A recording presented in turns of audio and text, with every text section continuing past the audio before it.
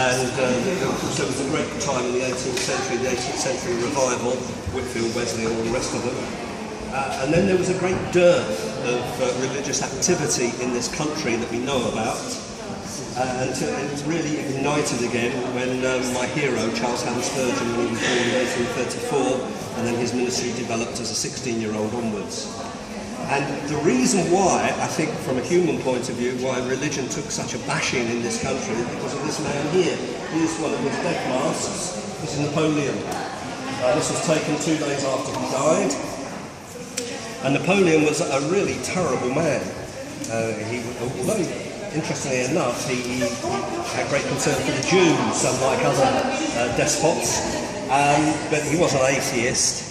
And his great aim was to conquer the world so that we should all be speaking French today. He was going to be the new Alexander the Great, but while he was, like Alexander the Great, going to India, he thought he would take time out to rewrite the Koran, and he would make himself Mohammed. So Mohammed's name would have disappeared, it would have been Napoleon's name instead. And I think because of all the things he was doing and his ambitions, that people got terrified. Near where I live is a little village called Chawton, and in Chawton lived one Jane Austen. You may have heard of her.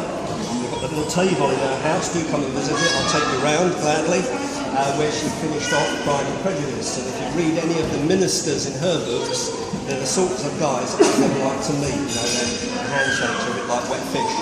And I think there's a lot of it is down to this guy here.